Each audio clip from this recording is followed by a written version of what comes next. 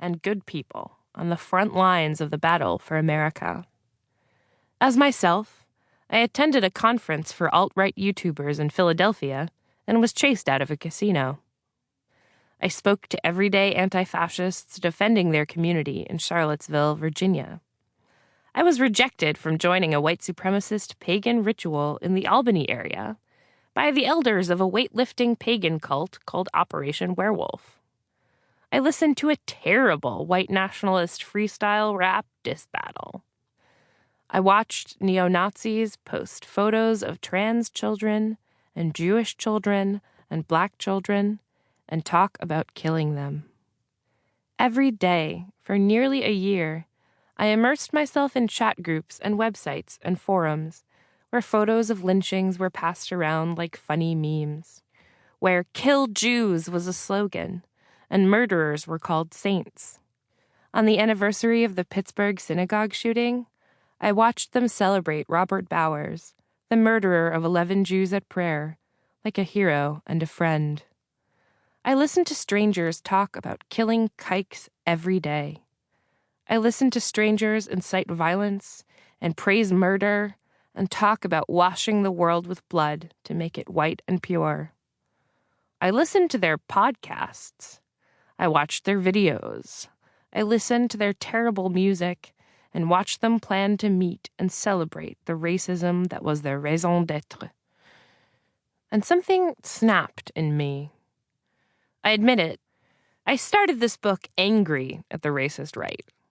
I set out with the idea of writing a profane but intellectual, impassioned but clear book to spell out just exactly who these people are and what they want to do. Before I started writing, I was already the top Google search result for greasy fat kike, thanks to neo-Nazi website The Daily Stormer. A hate group called Patriot Front had already sent my parents a postcard with the Nazi-era slogan, "Blood and Soil." I had already had my relatives' names published on Gab, a white supremacist-friendly social media site used by alleged Pittsburgh synagogue shooter Robert Bowers. I thought I was ready for what researching this book would do to me.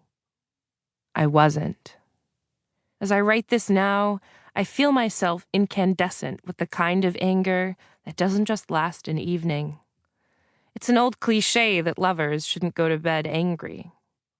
Well, for the past year, I have gone to bed with my anger, and woken up with my anger, and gone about my day with my anger hot and wet like blood in my mouth. It's not that I discovered that members of the racist far right are inhuman or monsters beyond comprehension. They're not some entirely new species of being that requires forensic analysis and the dispassionate gaze of the scientist.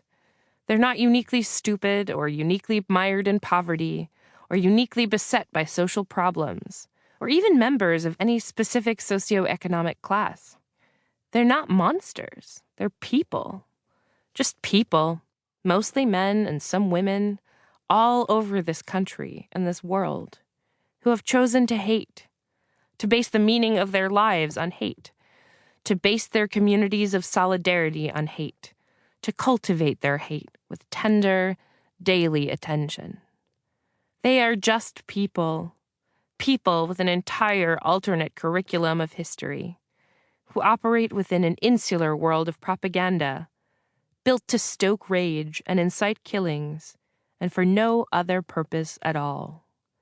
There are rich men and poor men, tradesmen and office workers, teenagers and men cresting middle age. They eat and sleep and sometimes drink too much and sometimes are sober. They're lonely, some of them, horny, some of them, sometimes depressed and sometimes confused and sometimes joyful. They're people, just like you and me. They could work in the next cubicle over and you might not know it. Sit one seat over in class from you and you might not know it. Live in your neighborhood, play on your sports team.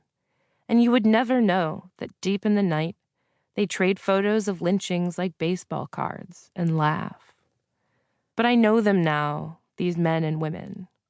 I've seen what they write and how they talk, and what they read and even how they sing, poorly. It is precisely their